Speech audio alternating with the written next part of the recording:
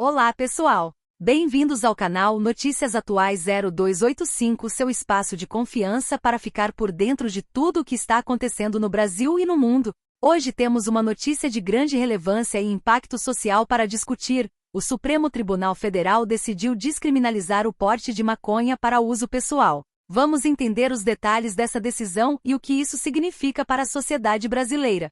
E claro, os ministros ainda vão definir a quantidade permitida, então fique até o final para saber todos os aspectos dessa mudança.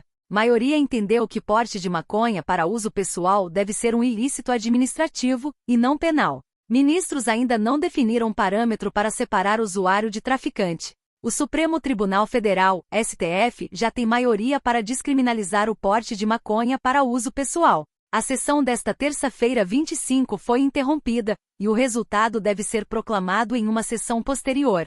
Só depois da proclamação do resultado é que a decisão passa a ter efeitos. A determinação, vale frisar, não representa que o Supremo esteja legalizando ou liberando o uso de entorpecentes. Votaram a favor da descriminalização os ministros Gilmar Mendes, Luiz Roberto Barroso, Rosa Weber, aposentada, Carmen Lúcia, Dias Toffoli, Alexandre de Moraes, Edson Fachin, sendo que Fux e Toffoli entenderam que o artigo da Lei de Drogas que fala sobre uso pessoal é constitucional, ou seja, que o artigo já não prevê a criminalização. Os outros 6 entenderam que o artigo é inconstitucional, ou seja, que o artigo hoje prevê criminalização e não deveria prever. Votaram contra a descriminalização, ou seja, para manter o porte para uso pessoal como crime. Cristiano Zanin, Nunes Marques, André Mendonça. Como foi a sessão desta terça? Logo no início da sessão, o ministro Dias Toffoli pediu a palavra para apresentar um complemento do voto da semana passada e afirmou que havia 6 votos pela descriminalização. O voto é claro no sentido de que nenhum usuário de nenhuma droga pode ser criminalizado, declarou o magistrado. Com isso, afirmou que o voto dele se soma aos outros 5 ministros que já haviam se manifestado a favor de descriminalizar o porte de maconha para uso pessoal. O ministro voltou a defender que é constitucional o artigo da Lei de Drogas que trata da conduta de portar substâncias entorpecentes para consumo próprio. Entenda a legislação mais abaixo. A preocupação dele é de que, ao conferir interpretação ao porte de maconha, que se entenda que os usuários de outros tipos de drogas cometem crime. No entanto, Toffoli concluiu que o Supremo precisa evoluir no seu entendimento e passar a considerar que a conduta é um ato ilícito administrativo que, se cometido, sujeita a pessoa às sanções que já estão na lei. Ou seja, o ministro entende que o ato é válido e não tem mais efeitos penais. E que o Supremo não precisa conferir uma interpretação ao artigo, já que o próprio legislador, ao não prever pena, teria optado pela descriminalização do porte de drogas para consumo pessoal. Toffoli considera que, apesar de casos deste tipo ainda permanecerem na justiça criminal, isso não traz efeitos penais para a conduta do porte de drogas. Quanto à diferenciação entre usuários e traficantes, o ministro considerou que a distinção baseada apenas na quantidade pode não ser suficiente para tratar da questão. Ele, portanto, não fixa a quantidade. Por isso, votou para que o Congresso Nacional estabeleça as medidas para mudar a política de repressão ao tráfico de drogas e ao tratamento dos usuários com enfoque em saúde e recuperação. Política de drogas.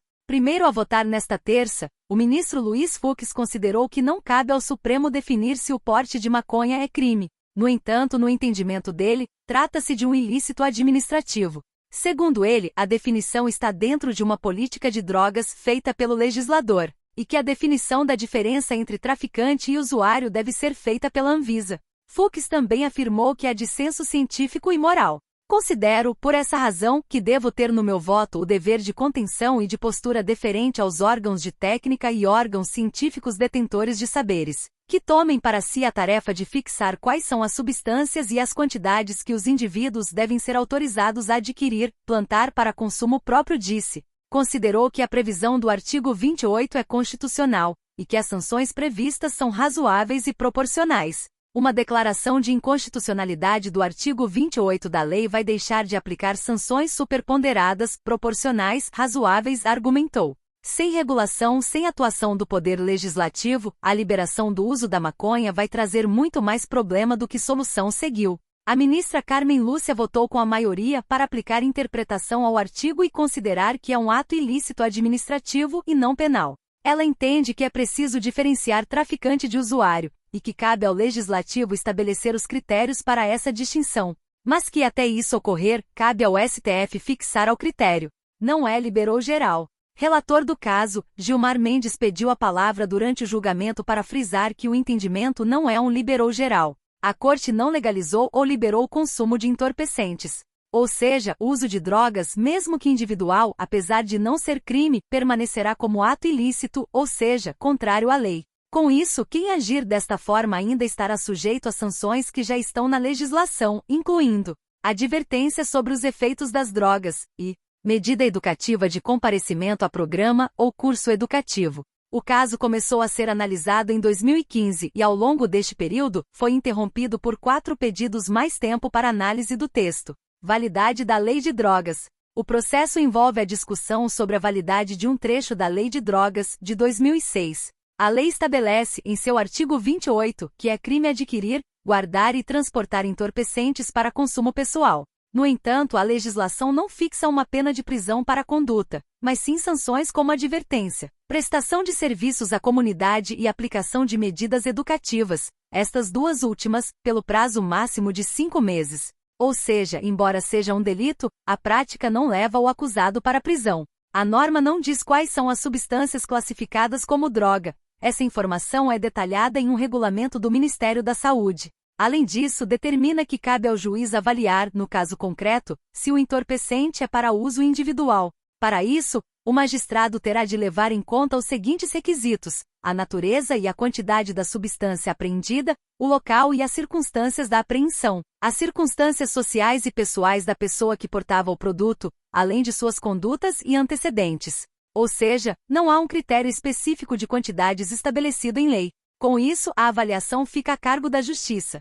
A Lei de 2006 substituiu a regra que vigorava desde 1976. Na antiga Lei de Drogas, carregar o produto para uso individual era crime punido com prisão, detenção de 6 meses a 2 anos, além de multa. Diferenças entre descriminalização, despenalização e legalização. Despenalizar significa substituir uma pena de prisão, que restringe a liberdade, por punições de outra natureza, restrições de direitos, por exemplo. Legalizar é estabelecer uma série de leis que permitem e regulamentam uma conduta. Estas normas organizam a atividade e estabelecem suas condições e restrições, regras de produção, venda, por exemplo. Também pune quem descumpre o que for definido.